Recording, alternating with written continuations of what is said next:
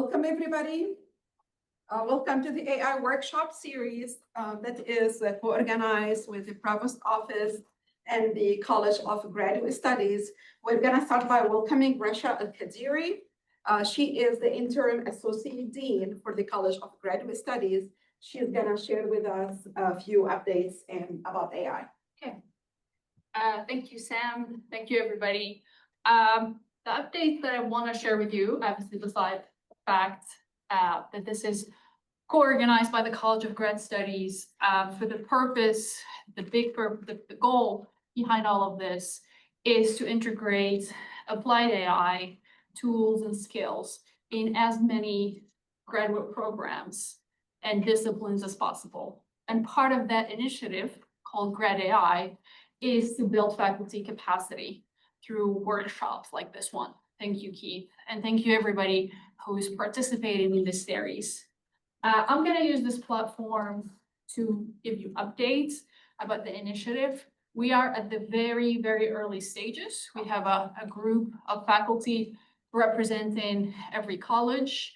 And as we start that work into investigating how to better support faculty, how to better fund faculty for better integration of AI into curriculum, I'll keep coming back to this group and hear feedback from you. But for now, I will leave you with Keith. Thank you for giving me the time. Thank you, Rasha. So I would like to introduce our speaker for today, Keith Gamble. He is a full professor in the Finance and Economics Department, Jones College of Business. Keith also is the former Data Science Institute Director. He will be leading this workshop. Thank you, Keith. Thank you, Sam. And I'm delighted to be here today for this primer on AI. This is intended as a beginner workshop, so if you feel like you know nothing about AI, you're in the right place. But even if you know something about AI, I hope to teach you some new things today and some new developments I haven't shared before in workshops like this. I'll talk about today as well. So I'm so glad that you are here. You should be seeing my screen, and I have the notes for today are here. So those of you in person have the paper handout, and then in the chat, I put the PDF copy of these notes. Feel free to print and make your own handwritten notes on this as a record of our learning today. All right, so the first part of this workshop, maybe the first half will be just some foundational ideas about AI. So we have some common terms and definitions to be talking about. And at least half of this workshop, I want to be live, hands-on demonstrations. So let's get started with what I call AI literacy. What is AI? Anyone want to say in your own words what AI is to you? Bunch of if statements. A bunch of if statements. Yeah, it's a computer program. It's just running a computer program. Like, that is true about AI. In my words, my definition, they're certainly not the only one. Machines doing things like humans do, and that encompasses a lot. So anytime you see a machine doing something that's like a human, that's AI. AI is an old concept, but it's gotten a lot of attention recently because of the rise of generative AI. Generative AI is a type of artificial intelligence that can create new things. Like what? Like text, like images, like music or videos. And I hope to show you examples of all of those today. So how does this work? Well, a very, very short, simple answer to that is it learns patterns from existing data to produce new output upon demand. And I think it is important to know that. So this is not a computer operating in the way that you might think, where a computer programmer has programmed up some code and the computer just runs that code every time. I think most of us, when we think about a computer doing that, it will do the same thing every time, right? That's not how generative AI works. Exactly, generative AI learns patterns from existing data to produce new output upon demand. And so it's identifying patterns in existing data and then producing new output, it may be producing something that's never produced exactly like that before. There is a stochastic, probabilistic element to what it produces. So that's why you may not get the same output every time you give the same generative AI tool the exact same prompt. It's also very important that it's based on existing data, because this will get into some ethical questions about the use of AI. So it doesn't always produce the same result. Where did the training data come from? So it came from the publicly available internet, which includes a whole lot of things, including some licensed data sources. So there were some licensed data sources that were used without prior permission by the companies building these generative AI tools. You may have heard about a lawsuit in the news. It's been several months past that New York Times sued OpenAI and said, you used our content without our permission. So who won that case? Nobody's won the case because it's sitting in the court. Why hasn't the court acted? It's just gonna open up a floodgate. These are big decisions, and I think courts are waiting on lawmakers to write AI-specific law. And until then, we wait. So in that case, OpenAI is saying this is fair use. New York Times says, no, it's not. What's the right answer? We don't know. Okay, courts haven't acted. And I think reasonably so. They're not lawmakers. Courts are saying to lawmakers, make the laws, and so we can interpret the laws about AI. You probably have heard of ChatGPT. I think most everyone has now. This is the most widely used AI based tool. I will demonstrate ChatGPT today. So major question, is using ChatGPT ethical? I don't know what you feed into it. Depends, all right? I think it depends. There's certainly some unethical use of ChatGPT. I think there's perfectly ethical use of ChatGPT. How is it ethical? I think it depends on how it's used. I will show you one prominent example of unethical use. So this was about a year ago. A misinformation expert at Stanford was accused of using AI to fabricate a court statement. And it's just stunning. He's a misinformation expert. He was paid by the court for a statement which he used ChatGPT or some AI-based tool to produce. He didn't check his sources, and that's how he got caught. Because some of you may know that in generating new content, sometimes these tools guess and get it wrong. That's gotten the term hallucinate. Okay.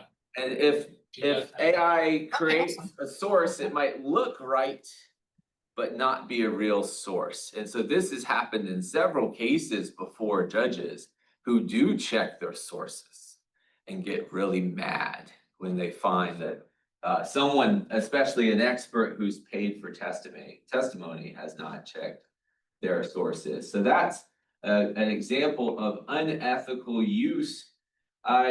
Is using ChatGPT legal? And the answer there again is it depends. So there's perfectly illegal uses happening, and then there are some illegal uses of generative AI tools. We don't have many laws about AI, but we do have one here in Tennessee. This is a state law called the Elvis Act. This is to protect the likeness of our artists. Of course, Nashville is Music City, and Tennessee wants to protect our artists. So if I go to ChatGPT and say, ChatGPT, please write me the next Dolly Parton hit. Write me those lyrics. I want to make Dolly Parton's next hit. I want to produce this song and sell it on CDs. It will make me a lot of money. That would be an illegal use of ChatGPT here in the state of Tennessee because we have the Elvis Act. But I'd say broadly, lawmakers have been slow to write laws like this to really provide guidance as to what is a legal or an illegal use of ChatGPT. So I'll stop briefly. Any questions so far? I definitely want audience interaction in this. There's gonna be multiple opportunities for that, but anyone have any questions so far?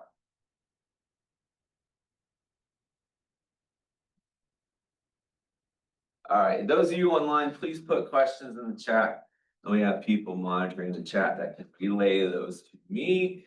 I certainly welcome your questions as we go. All right, so is generative AI just the latest fad that will fade away with time? My answer, no, like really no, not even close.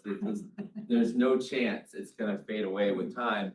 And so I encourage you to think of this as the next wave of the digital revolution. And that this isn't scary, at least not so scary to me, because I feel like we've been through this before, right? A previous wave of the digital revolution was putting a computer in everyone's pocket, right? And now we all have the smartphone. I know it because you work at MTSU and you got to do this 10 times a day, right? To get access to your software. So everyone has a smartphone, a computer in their pocket. That used to be a scary idea or a daunting idea. Now it's just how we live. It's no big deal. We've all figured that wave out of the digital revolution. And those of you old like me can certainly recognize things like this, where this is a modem, and a modem used to be the way that you dialed up to the internet, and you got that noise, and you saw the lights flash, and then you knew when that one light came on, stayed on, you were connected, right? And you had access to the internet. The internet was a digital wave of the digital revolution. And there were people that said, you know, the internet's going to cause huge problems in society. Well, maybe it has, but it's here to stay. We've all learned how to live with the internet. And then the same thing when computers started. This was my first computer system. I had a Commodore 64 back in the 80s. My dad bought and brought home, and I was like, what can we do with that? And the answer was play Frogger and Qbert, and it was really fun. And that was an early technological experience for me, right? And at the time, back in the 80s, when we had a Commodore 64, we were a rare household that had a personal computer in the house, right? And in the 80s, that was kind of a wild idea. But in the 90s, everyone got a personal computer and put it in their house. Now it's, of course, a common thing. So I think AI is just this next wave of the digital revolution. It's not something that should scare us, but we do need to prepare for it. So I'm glad you're here. I think that's part of preparing for this next wave. So I also want to point out something called Amara's Law. We tend to overestimate the effect of technology in the short run, underestimate the effect of technology in the long run. So what do I mean by that? There were people in the early 80s who were like, computers are going to change everything, right? And people were like, maybe, but there are tons of people living in the world that don't touch a computer, and it's not like everyone has a computer. And so I think they were right when you said in the early 80s, computers are going to change everything, but it's just not going to happen as fast as some people think. And that's been true of the internet. Right? It took a long time before everything moved to the internet. I think it's going to take a long time before AI is infused in everything. But I think that is going to happen, right? When, not sure, but it's not tomorrow. It's not the end of this year. But eventually, I think you'll see AI infused in most everything that we do, much like the internet is infused in most everything we do now. I want you to be aware of this concept called artificial general intelligence, or AGI. AGI is what these AI companies are working towards. What is AGI? It's when artificial intelligence meets or exceeds human intelligence across a wide range of tasks. So, think about what you think humans are capable of doing, choose any task, and imagine a world where a machine can do that thing humans do as well or better than humans. That is the world of artificial general intelligence. When will we reach it? Well, some people say we're here. Some people say, how much better did you expect these tools to get? Like, they're amazing. They passed the bar exam. They've aced international mathematics exams, right? How much smarter do you expect these tools to be? But I still look at some areas and I go, even the best AI, even the frontier models, those models that are right on the frontier of what's possible with AI. And sometimes I find what they produce disappointing, right? So maybe we're not at AGI, at least not yet. Some people think it may be decades. Some people think that we're here. So we have a question. Can you talk about AI, specifically ChatGPT and its effect on the environment? So can you talk to us about? Yeah. Yeah, so do these tools use electricity? Yes, right? They use electricity. How much electricity? The best estimate that I've seen says that running a prompt on ChatGPT is roughly equivalent to doing a search in Google. So does it use electricity? Yes, but we've been using electricity with computers a long time.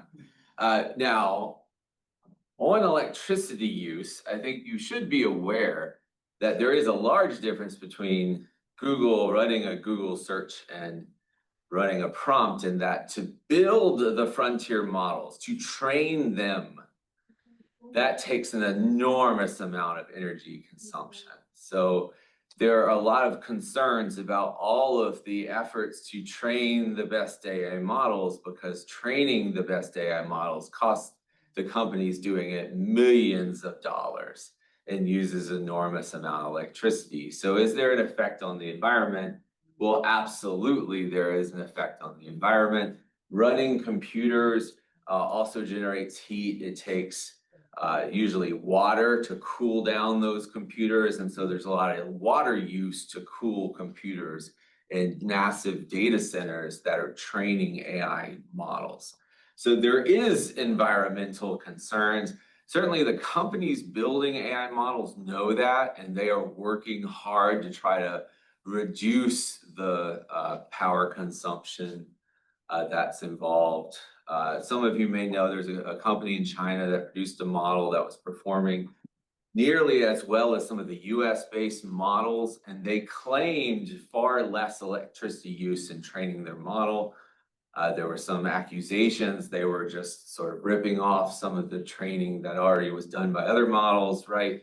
You don't have the best answers produced by the industry, but there's lots of evidence that general use is not that much different than general use of computers, but training these models is an enormous expense of electricity.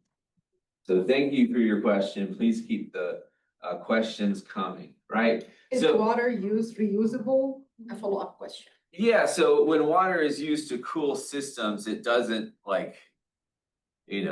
make it bad water we have to bury underground or anything. It's not, it doesn't become radioactive. And this is certainly getting out of my area of expertise, but it does use the water like cooling, a cooling tower might in another case, right? Like I know nuclear power plants use enormous amounts of water for cooling, but it becomes steam, right? So I think similarly with technology, cooling computers, right? It's not that water disappears, but it may change to a different form in the process of cooling.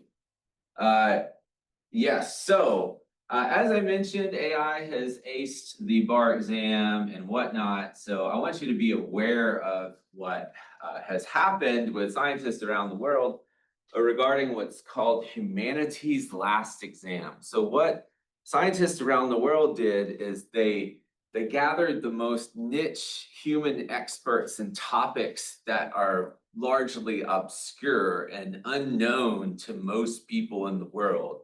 And they asked these niche experts to write the hardest questions they possibly could in their very narrow area of expertise. And then without the AI models knowing what the right answer is, could they generate the correct answer to these questions, which I think of on humanity's last exam, are like the hardest possible questions humanity as a whole across the world can create for these systems. And the current results of even the frontier, even the best models, are not that good. So in looking at this graph, which you're looking at for humanities last exam, that is the one in black and white. So you see the accuracy percentages of these models answering questions on humanities last exam is not zero. Sometimes they can get these super hard problems right, but it's not like other tests where they're scoring really, really high, right? So humanity has taken a stand and written the hardest possible test. And at least right now, AI can't do it yet, can't ace that test. But I tell you, if you go and you can go to this site and look for yourself, when I look at these questions, right, I can hardly read these questions or have any idea how to answer them. So like, we're really talking about the most extreme of human knowledge, but these AI tools are making gains. They are getting a lot better. And even one day, many people believe, and maybe even one day in not the too distant future, these frontier models, the very best models, are going to ace humanity's last exam. Question. Yes. So what's the, you already said this, but what was the point of humanity's last stand if AI can't answer it, just prove that it couldn't answer it? Yeah. I mean, I don't think I could pass it either. Yeah, I couldn't either, right? So, right, maybe it doesn't mean anything if AI can't pass it, but I think it is, some I think were kind of anti the Gen AI revolution, like, let's show them, right? And I think there's some on the other side who are like, all right, give it to me, give me your hardest test. We're gonna make our models good enough to answer even your hardest questions. So there is a little bit of competition in this. But you know, I tend to believe that these tools are getting better. They're getting better so rapidly that we will have AI who can ace humanities last exam, maybe in a couple of years. That's my guess, right? I could be wrong, but that's what I would anticipate. All right, so all this stuff about AI, right?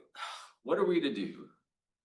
What are we to do in this world of AI? And I think the best answer out there was given by Ethan Mollick. He's a professor at Wharton School of Business, University of Pennsylvania.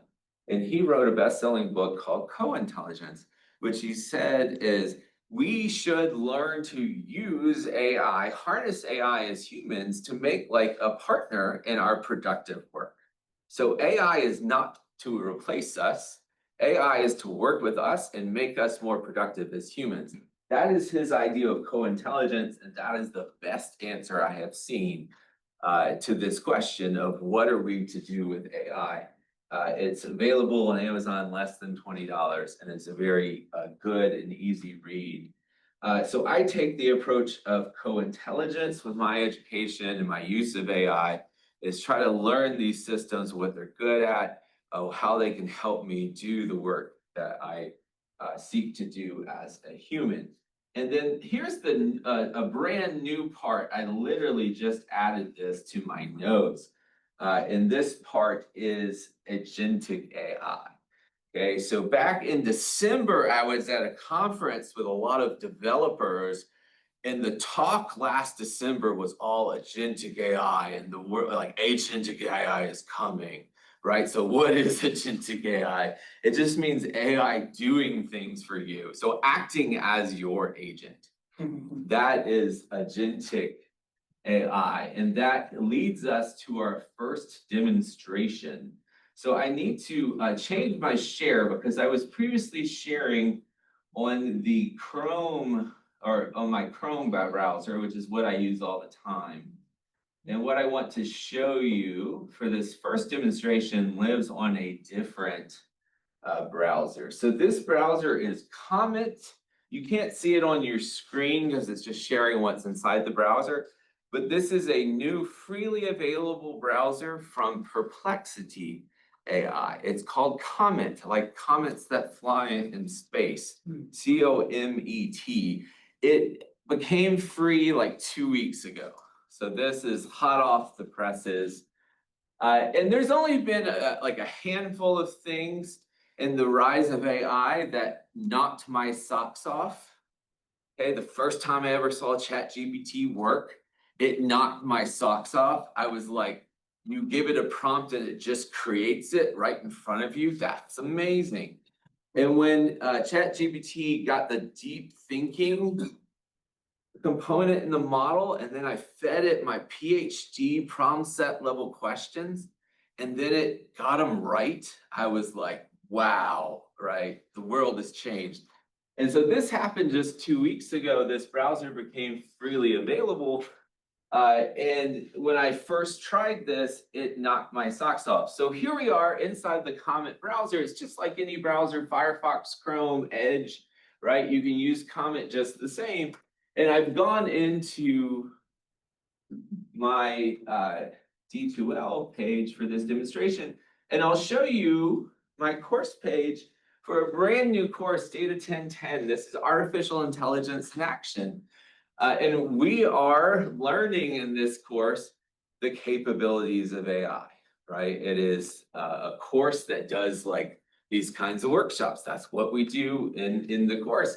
And just before break, the class meeting just before fall break, I showed this to my student. And I said, look at this new tool, look at what is possible with agentic AI. All right, so let's go to a quiz. I'm gonna choose, I really can choose any quiz, but here we'll start in Unit 1. And Unit 1, I'm gonna go down to my quiz page. Down here at the bottom of the unit, I have Unit 1 quiz. All right, so I get 10 minutes, my students get 3 attempts. And let's take Unit 1 quiz together. But let's use the feature of the Comet browser that I want to demonstrate. Of course, I am viewing as an instructor here, so I need to view this quiz like a student. So just a minute. Let me get my orientation right.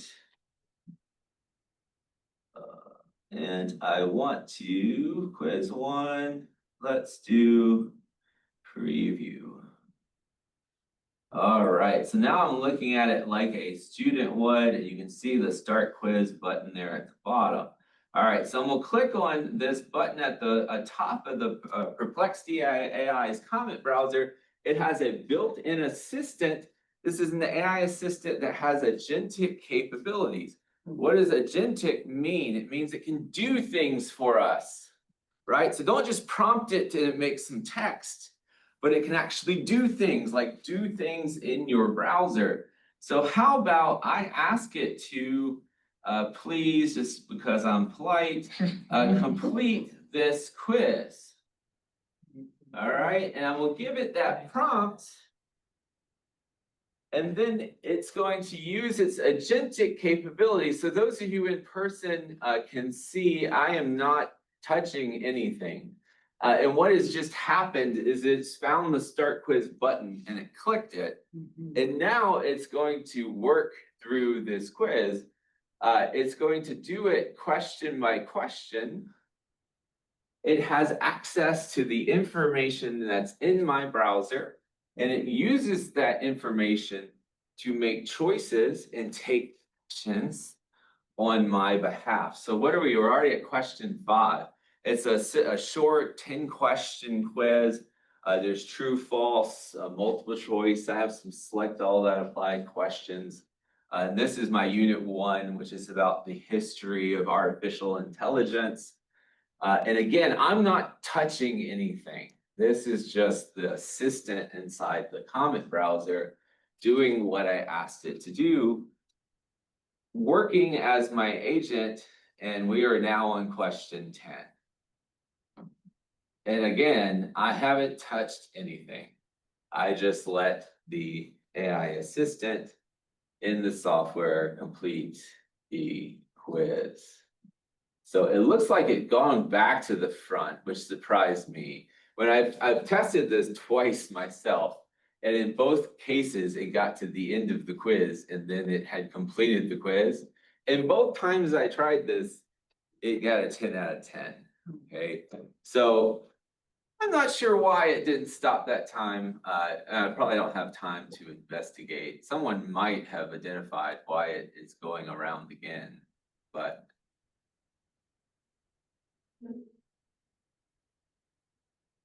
So if this is the AI assistant, is there like at the end, was it supposed to like stop me, like, this is what Comment AI recommended you put? Or is it just like, No, it's no, that, this is like, just it's all really automated, it's doing gonna it. take the quizzes for you? No, it's actually doing it, yes, in my course site. Right, It but at is the end of completing it, like it has to reach question 10 and be like, oh, Yeah. this is the end of the quiz.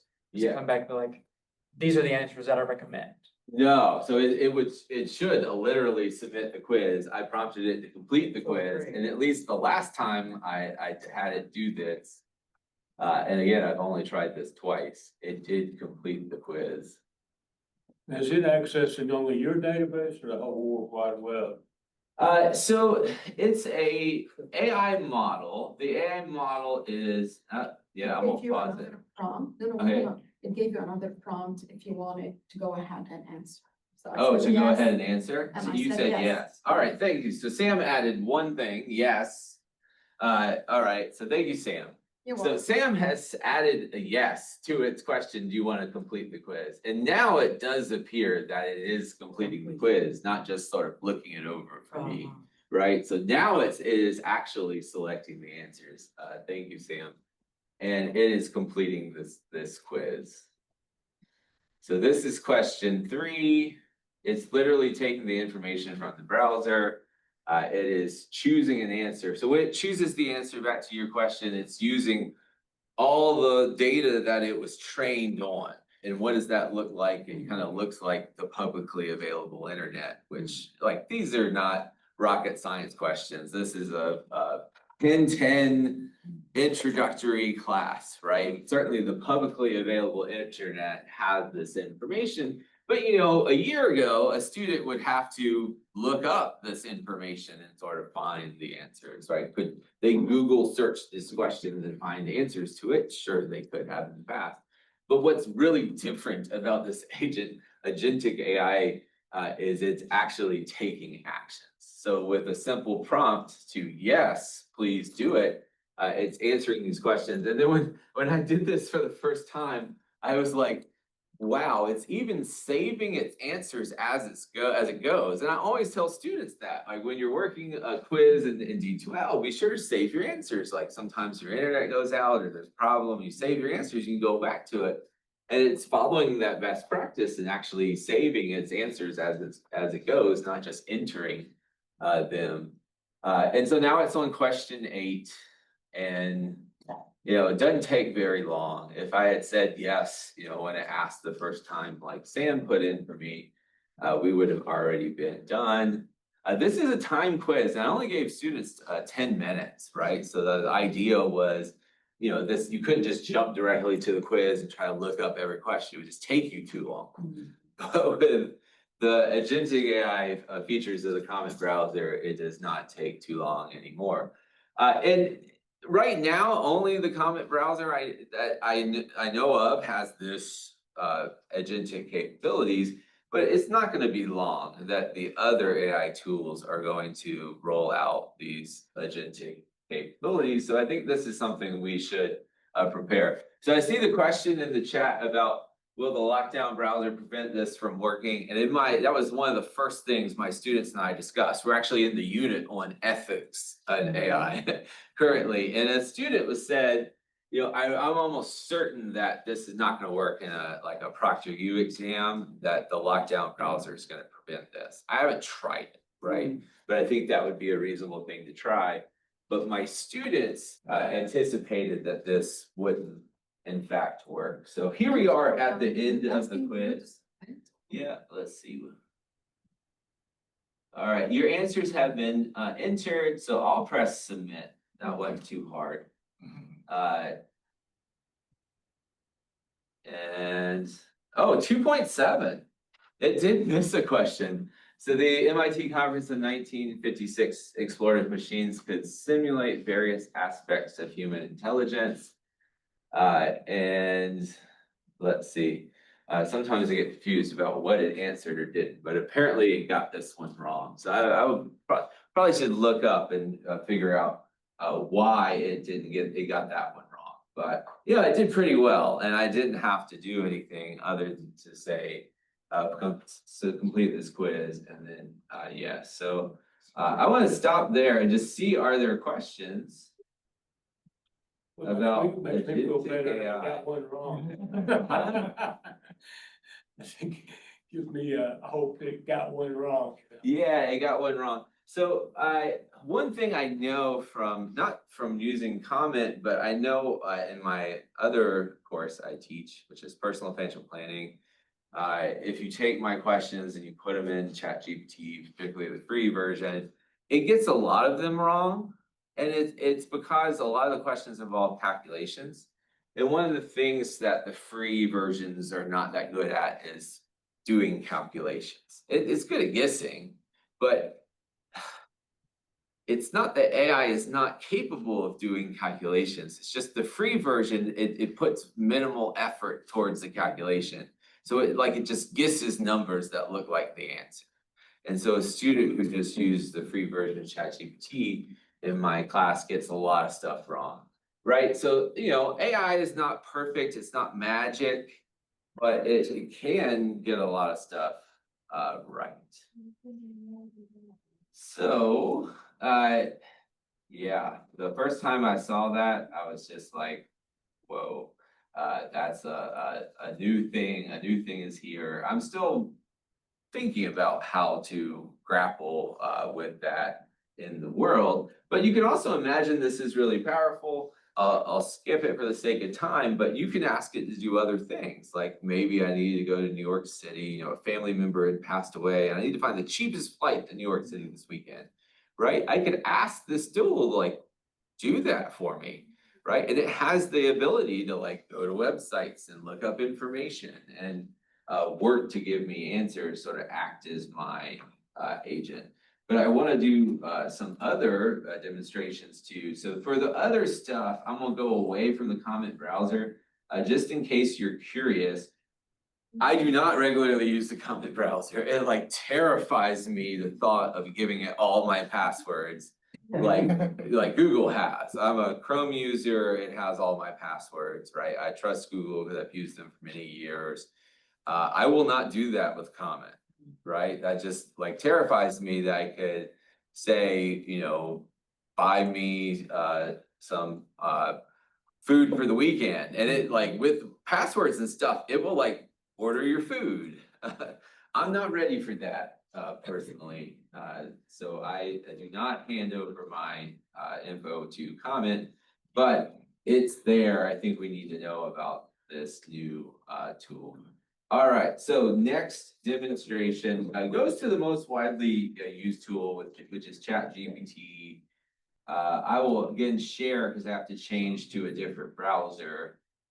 And then I want to start ChatGPT. So for most people, this is where they're going to use AI. It's the most commonly used tool. You don't even have to type the GPT. You can just type chat.com, and OpenAI spent reportedly $5 million just to buy that domain so that you did not have to get the 3 letters just right. It's GPT for generative pre-trained transformer. But just go to chat.com because it will go to this place. And I am a plus user. If you see down here in the lower left, you'll see my image and plus. I pay $20 a month.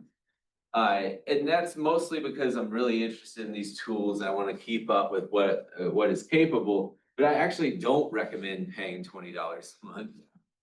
If you want the access to the frontier models, Google recently, just this semester, has made their best model available. It's their Gemini model. It is available to you as a .edu email address for free, at least for a year. So if you want that kind of pay per month level of AI, my recommendation is do it the cheapest way possible, which is through Google.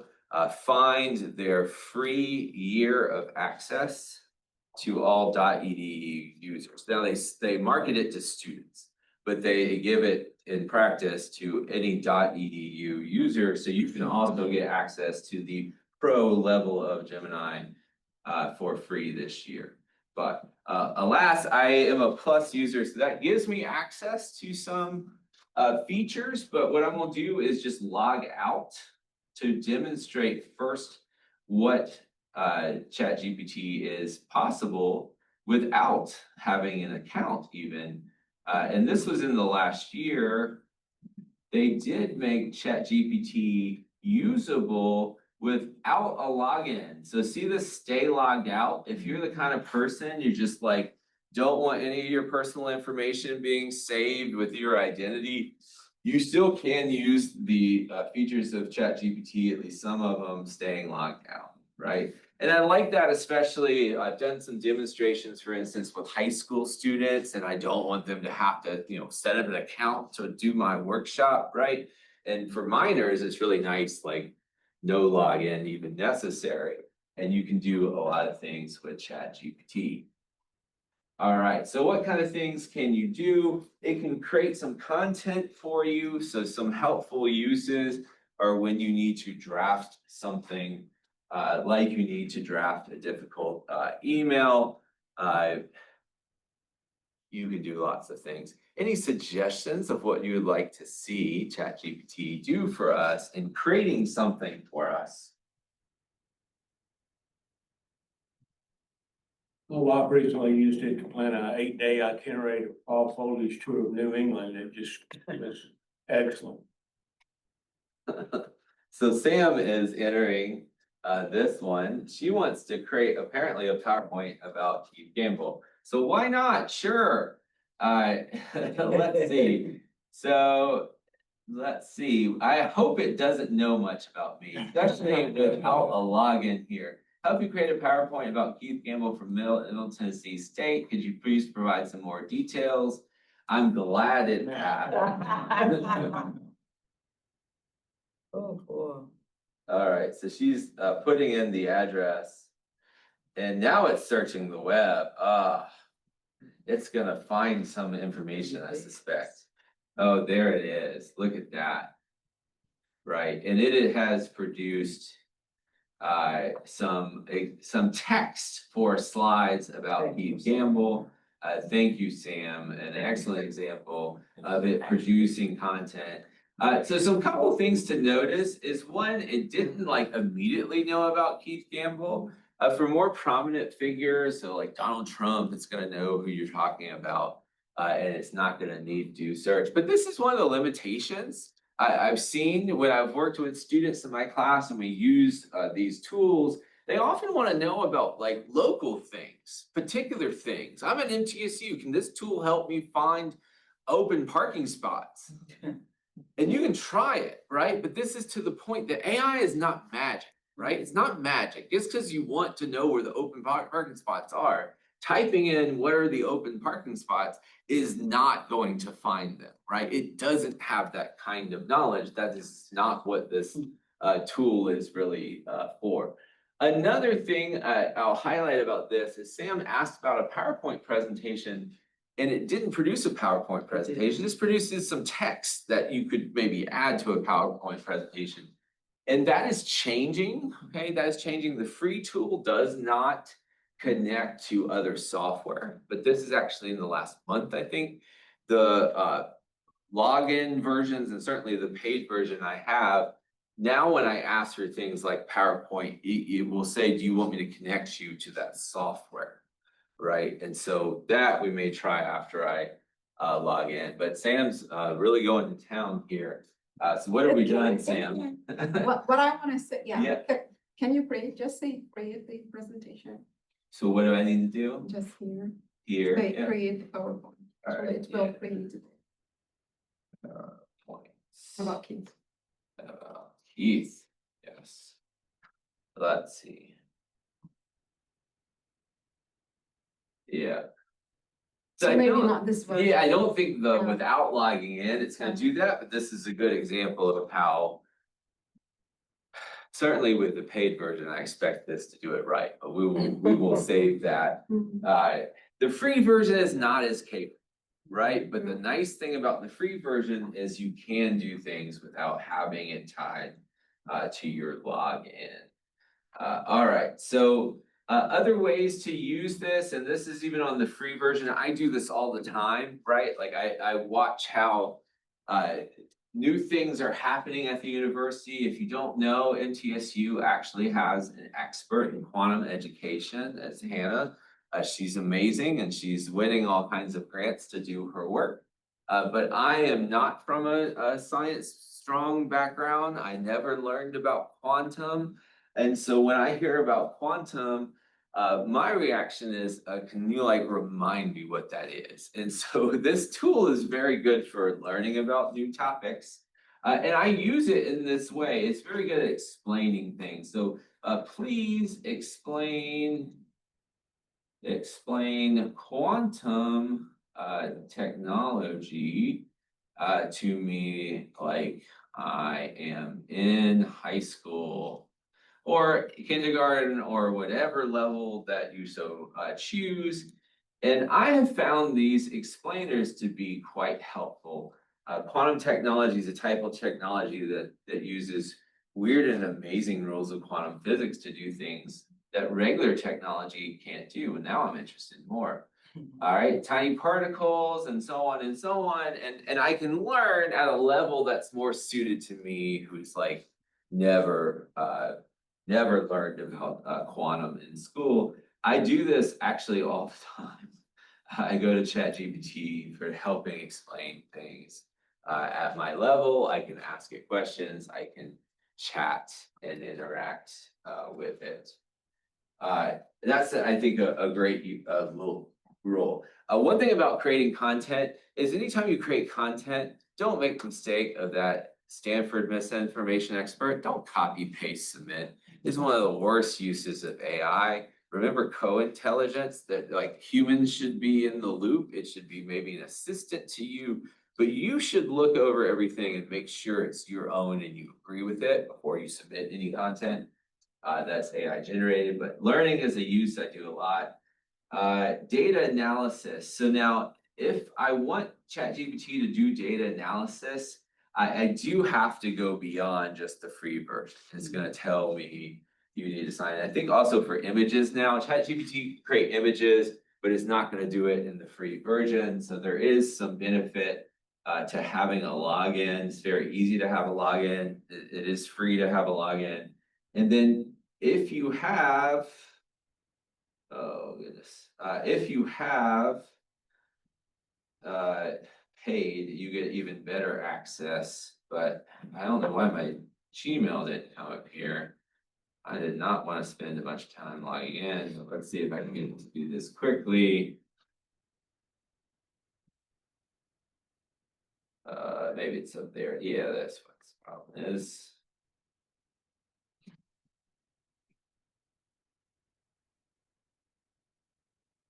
All right, I think it's just being slow, but we'll let it catch up real quick.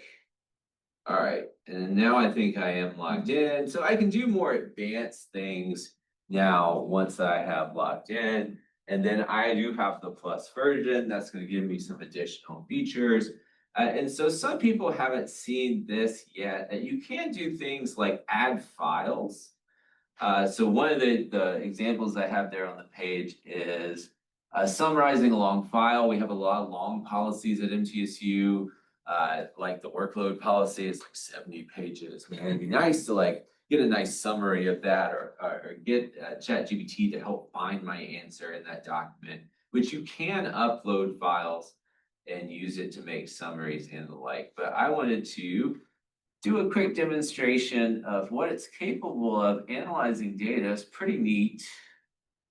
So I'll find this data set I used in my course Data 2025, which is communicating with data. Apologies for all the scrolling, but I'm looking for a freely available data set Now, anytime I upload data to ChatGPT or any generative AI tool, I'm really careful about what data I put here. Do not put student data, okay? Don't violate FERPA.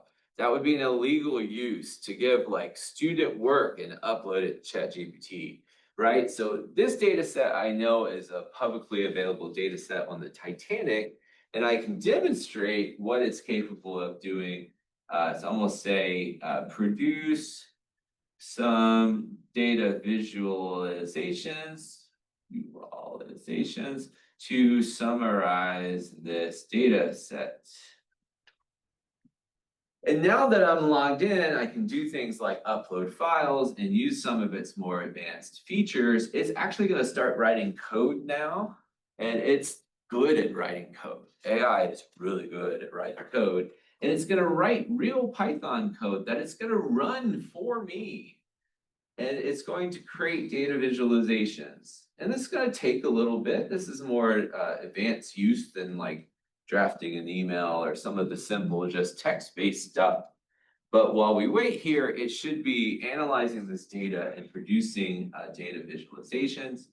And here we are, right? This didn't take very long at all. Let me get the scaling a little better, and we see that the survival rate by gender, right? Women first, women and children first. That was true in the Titanic. Survival rate of women was a lot higher than the survival rate of men. I asked for several visualizations, so it gave me some more. Like survival rate by passenger class, it was a much higher survival rate for those in first class than those in second class or the third class steerage, right? So we're learning from this data with the visualizations that it has created, right? So this is a pretty powerful use. I would really, really love to have this use with student data. I think there's a lot of things we could do at MTSU if we had an enterprise level software program that had FERPA protections on the data that we used in it. Okay, so there have been some discussions about trying to bring that to MTSU, and I'm hopeful there is a future where we'll have a system we can safely upload our data and we know that data is not being shared. It is legally protected by contracts. But in the meantime, these tools, we have to be really, really careful about what data we upload, but as long as this data that's freely available, you're of course safe to use it and have it do some analysis and teach you some things using the data. All right, and one more live demonstration. We're getting close to the end, but the last live demonstration I wanted to do, I'll just start a new chat here in ChatGPT. New chat, it's gotten a lot better in the last year in terms of images. And it's built into ChatGPT that it can do things that are quite useful, like creating logos, creating cartoons for you. You're building a brochure and you need a photo, a stock photo of something, right? It can produce that for you. Any suggestions of an image that you would like to see created? Can you fetch an image, like for instance, of you and create a cartoon based on that? Yeah, so I'd have to upload a photo. No, not upload, it can fetch, like look for you. It would have to look for it. We could try it. The MTSU website, find your profile. Please find a photo of Keith Gamble on the MTSU website and make a cartoon version. All right, live demonstration. Who knows what's gonna happen? We certainly haven't tried this. We did not coordinate this before, Sam. Oh, Keith Gamble, but that's definitely not me. Oh, nice shirt. But I think he actually does work at MTSU, but Yes, he does. it found the wrong name. All right, so apologies to him. Actually, I know him. I taught his son. But let's see, make a cartoon version of this man.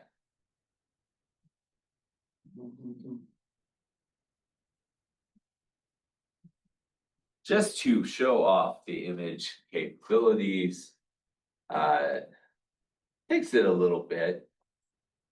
But it's coming. It won't take very long.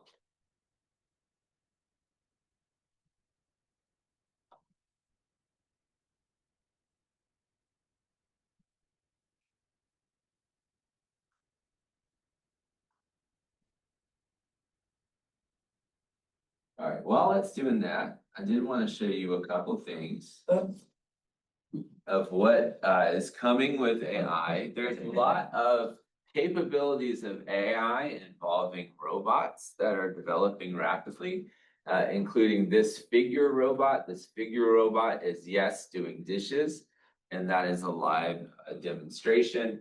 I gave this demonstration to a room full of women who clapped when they saw this demonstration.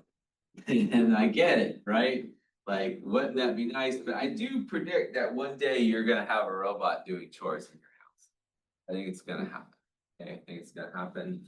It's The just a matter predictions of time. within 10 years at $30,000, they'll do yard work and indoor work. Oh, probably, yeah. So I've Okay. seen some of the early prices. Early prices I've seen on robots like this, 30,000 like a car. And then in the past year, there's a new version that's like 6,700 to do some basic tasks. So, you know, now we're getting in the range, I think we could get in every house. Yeah. Do we have the let's see, let's go back to the cartoon. All right, a cartoon maybe didn't like nail the person, actually got closer to me than the photo. But True. that, you know, looks kind of like a generic professor. Mhm. Sometimes AI is not that impressive, but I did want you to see the image capabilities that are possible. Another prediction I have for the future is AI is going to create a Grammy-winning song. If you haven't seen this tool before, it's freely available. It's called Suno. They just have a new version they released recently. I think it's Suno 5, and it's really, really good. And you can create your own songs, just not Dolly songs. And it will actually stop you if you try to write a Dolly song. It knows that that is not a legal use.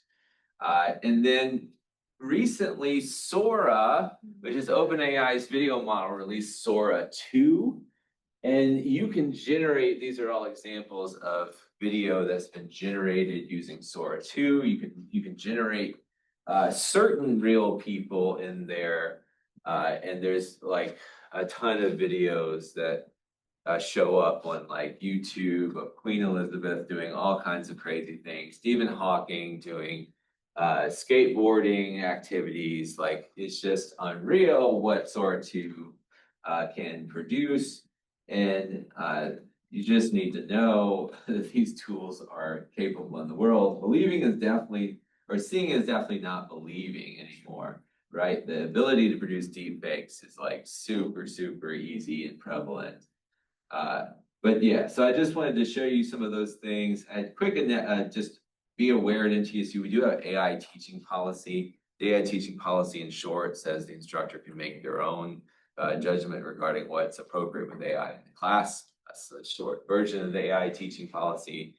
And we do have Tech Vision coming up in the spring. We'll be doing our second Tech Vision conference. If you're looking for additional information connecting with AI beyond the workshop series Sam is putting on, definitely look for Tech Vision announcements coming in April. But I have about 2 minutes for any questions. So Tech Vision is April 10th, save the date. It's at the Miller Education Center. It is free for everybody, for the community, industry, other higher education institutions. Everybody is welcome. And we have a very full program about AI, society, its impact, technology. Where are we going in the future in terms of the whole ecosystem? So other than using lockdown browsers, are there suggestions on how to assess our students in the age of AI? Back to Blue Books. Yeah, big question. So I'll tell you what I'm doing is I'm definitely de-emphasizing testing in this world of AI, and I'm ramping up student projects. I've added some projects in my courses that they're welcome to use AI on the project. It's difficult because assessment is so much more personal, and the way I construct my projects, the answer is gonna look different for every student. I want them to put themselves into it. And so it makes it challenging to assess like I did in quizzes. Quizzes are so easy to assess, right? But I find more value in students doing and using AI as a partner, but I know what AI does on its own, and that's not what I'm asking for. I'm asking for them to customize it to their own goals and wishes as outlined in the project. So I'm gonna get a completely different result from every student. The burden's now on me to assess that individually. I would love an AI system I can give it student data and have it assist me in providing that assessment. That is possible in the world. It's just FERPA restricts me from doing it without an enterprise license. I'd love to get that kind of enterprise license so that can spend less my human time doing all that individual evaluation and make it more like partner with the AI in helping me assess these individualized student projects. That's how I'm approaching it in my classes, but by no means am I saying that's the answer for everyone. But that is a big question. I think we'll all have to answer that question for our own work. Thank you all for attending. Let's give a round of applause.